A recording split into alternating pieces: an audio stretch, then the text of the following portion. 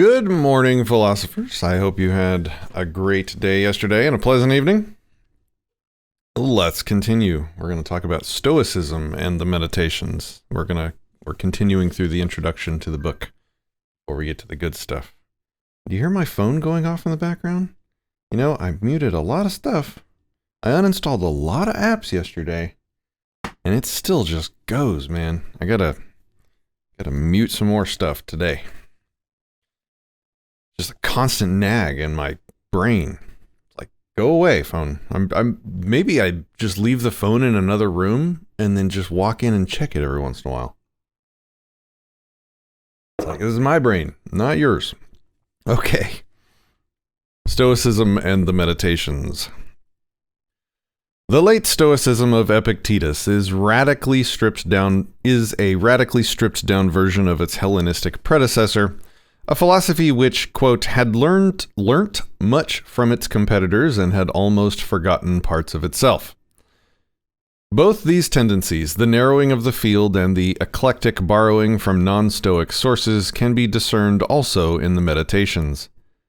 Chrysippus and his followers had divided knowledge into three areas: logic, physics, and ethics, concerned respectively with the nature of knowledge, the structure of the physical world, and the proper role of human beings in that world. Marcus pays lip service to this triadic division in at least one entry, but it is clear from other chapters and from the Meditations as a whole that logic and physics were not his focus. Among the things for which he thanks the gods is that he was never, quote, absorbed by logic chopping or preoccupied by physics. Occasional entries show an awareness of Stoic thought about language. The etymological pun in 8.57 is perhaps the clearest example, but they are the exception, not the rule. In many cases, Marcus's logic is weak, the logic of the rhetorician, not of the philosopher. It is rare to find a developed chain of reasoning like that in Meditations 4.4. His interest in the nature of the physical world is limited to its relevance to human problems. About one of the basic Stoic physical doctrines, the notion of the periodic conflagration, ekpyrosis, that ends a cosmic cycle. Marcus adopts an agnostic position, though he was not alone in this. To him, it was ethics that was the basis of the system. Quote, just because you've abandoned your hopes of becoming a great thinker or scientist, don't give up on attaining freedom, achieving humility, serving others. End quote. The questions that Meditations tries to answer are primarily metaphysical and ethical ones. Why are we here? How should we live our lives? How can we ensure that we do what is right? How can we protect ourselves against the stresses and pressures of daily life? How should we deal with pain and misfortune? How can we live with the knowledge that someday we will no longer exist? It would be both pointless and impertinent to try to summarize Marcus's responses. The influence of the Meditations on later readers springs in part from the clarity and insistence with which he addresses these questions. It may be worthwhile, however, to draw attention to one pattern of thought that is central to the philosophy of the Meditations, as well as to Epictetus. See, even my computer is dinging at me constantly. Oh, man. Starting to have... Now that I'm paying attention, yesterday the thought process was to pay attention to the things that are destroying my focus. The moment you start paying attention, you realize like how much you have things around you, devices around you that just rob you of your focus. It resulted in me being pretty frustrated with my devices and the world around me. I'm realizing it and sort of taking control.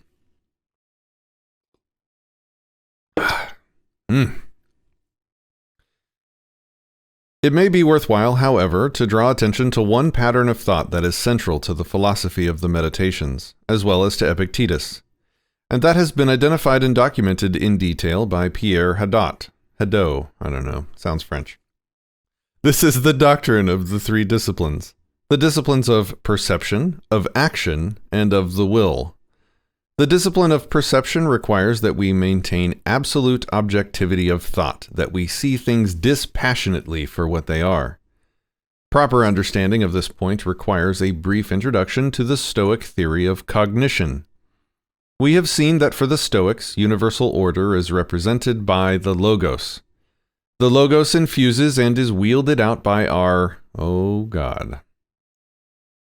Hegemonicon. That's actually a cool word. A cool word. The Logos infuses and is wielded by our Hegemonicon. Literally, quote, that which guides. Hegemonicon. Which is the intellective part of our consciousness. In different contexts, it can approximate either will or character, and it performs many of the functions that English speakers attribute to the brain or the heart. One of its primary functions is to process and assess the data we receive from our senses. At every instance, the objects and events in the world around us bombard us with impressions. As they do so, they produce phantasia, a mental impression. From this, the mind generates a perception, hypolepsis, which might be best compared to a print made from a photographic negative. Ideally, this print will be an accurate and faithful representation of the original, but it may not be. It may be blurred, or it may include shadow images that distort or obscure the original. Chief among these are inappropriate value judgments, the designation as good or evil of things that in fact are neither good nor evil.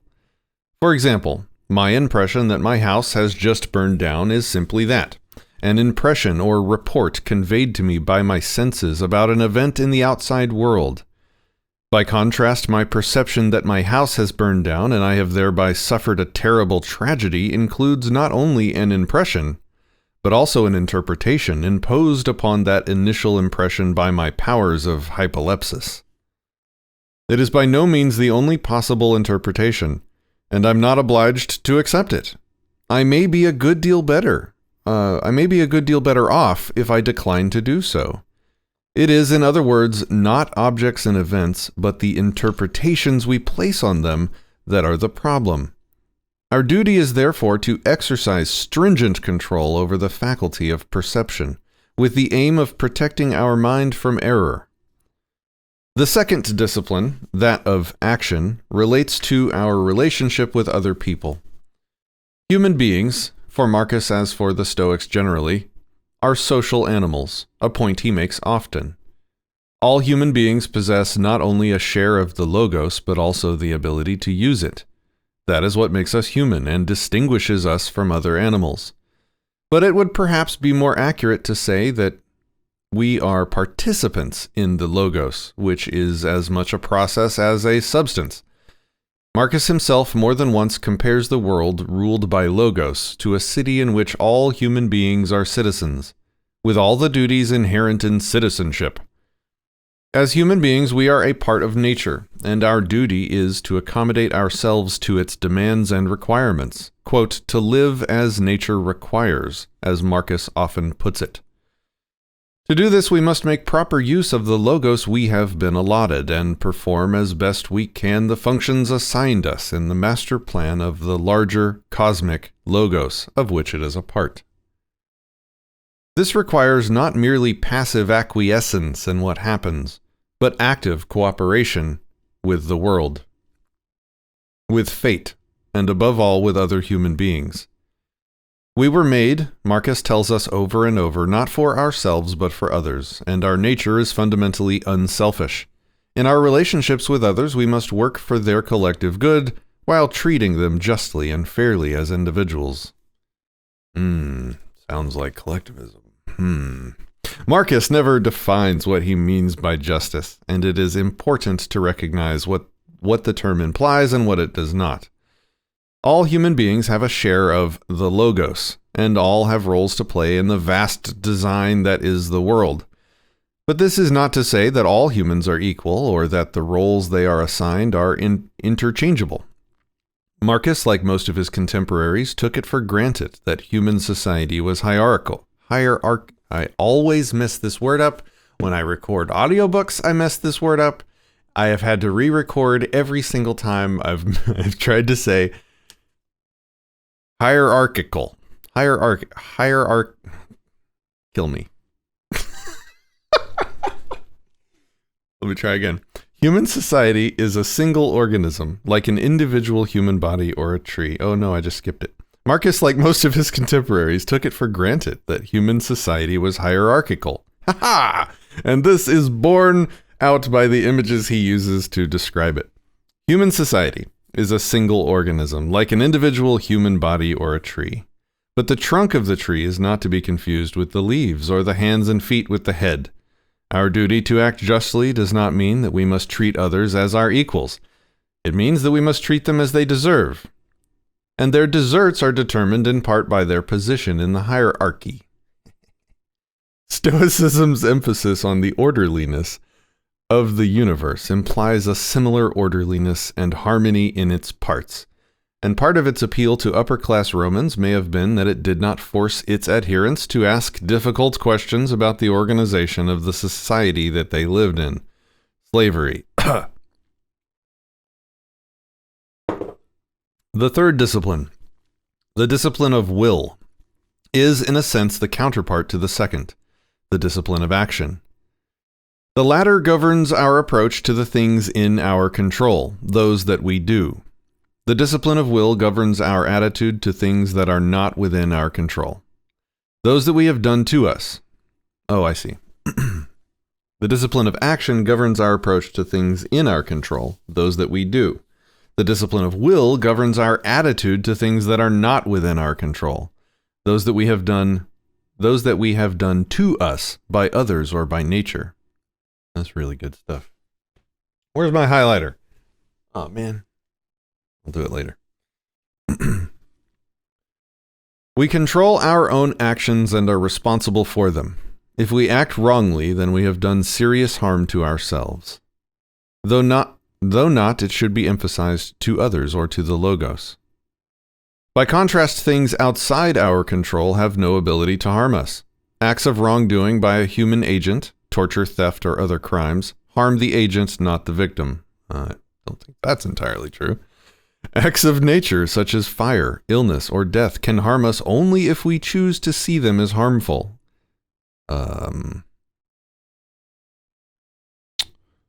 What? I mean, obviously they're not meaning this literally.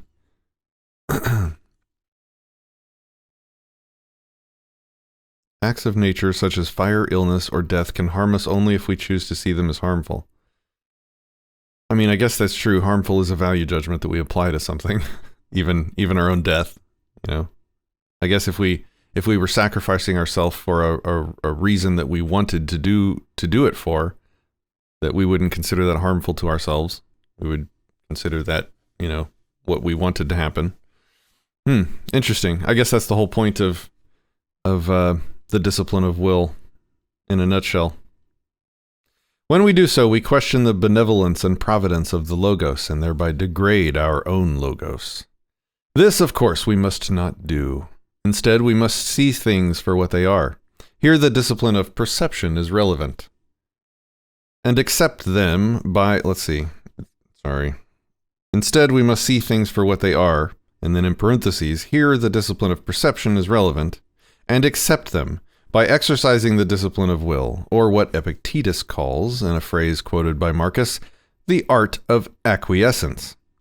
For if we recognize that all events have been foreseen by the Logos and form part of its plan, and that the plan in question is unfailingly good as it must be, then it follows that we must accept whatever fate has in store for us, however unpleasant it may appear, trusting that, in Alexander Pope's phrase, whatever is right. I don't think this is necessary for Stoicism by any means. Whatever is probably good enough for this. You don't have to accept it as the good or the right. Nor do you have to accept that you can change everything. Interesting. This applies to all obstacles and apparent misfortunes, and in particular to death, a process that we cannot prevent, which therefore does not harm us, and which accordingly we must accept willingly as natural and proper. Now that is a huge mindset to think about for the discipline of will. Because we can't prevent death, we should accept it willingly as natural and proper.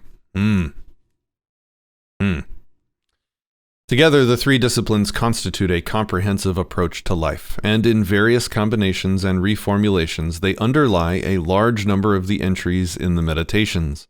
We see them laid out starkly and explicitly in Meditations 7.54. Quote, "Everywhere, at each moment, you have the option to accept this event with humility, will, to treat this person as he should be treated, action, or to approach this thought with care so that nothing irrational creeps in, perception." We find the same triad rephrased and reordered in Meditations 9.6, objective judgment, unselfish action, willing acceptance of all external events. And we find it in more subtle form underlying Meditations 8.7. Quote, "Progress for a rational mind means not accepting falsehood or uncertainty in its perceptions, making unselfish actions its only aim, seeking and shunning only the things it has control over, embracing what nature demands of it, the nature in which it participates as the leaf's nature does in the trees." A score of other entries could be cited. The almost obsessive repetition of these 3 points suggests that they lie at the very heart of Marcus's thought and of his project in the Meditations. All right, that is the end of that section. There are some interesting things to think about with the Stoics. Again, I don't think they have it all right, but they do have some amazing life advice, especially in the will section. The sort of commitment to altruism, I think, is a problem, and I think the objectivists have a lot of valid criticisms of that. That might be a good disenthrall video later. We have some cool stuff today. We've got an Anarchast episode coming up. We're interviewing Mike Cobb. I gotta get ready for that. Yeah. This is my think time, not a commercial for the day. What am I doing? It's hard to turn it off, guys. It's hard to turn it off. Okay, my thought for the day. Demonstrate, do not explicate. Let others be wrong. Don't argue with them. Win debates through action. Show that my position is right instead of argue that it's right. And the quote that I got that gave me that thought was from the 48 Rules of Power, which is like a manual on how to be evil. Not evil, but a manual on how to be a conniving, shitty person. But it's still got some good, like, reverse wisdom in it. The quote is this: "Win through your actions, never through argument. Any momentary triumph you think you have gained through argument is really a Pyrrhic victory. The resentment and ill will you stir up is stronger and lasts longer than any momentary change of opinion. It is much more powerful to get others to agree with you through your actions without saying a word. Demonstrate, do not explicate." This is like a dual tip for me today. It's don't get it, like if it's my friends and people I care about and I think they're making decisions that might lead them to harm, yeah, I'm gonna try and talk them out of it. I'm gonna try and argue if I need to help them. But the general public, there are so many people out there, you will never convince them all, no matter how much time you spend banging your keyboard on Facebook. Just give people the space to be wrong. And if anything, you'll be able to prove them more right by living your life better. Act out your solutions, and other people will see your solutions working. And that will be way, way, way more effective than bloodying your knuckles on your keyboard. All right, guys. Have a great day.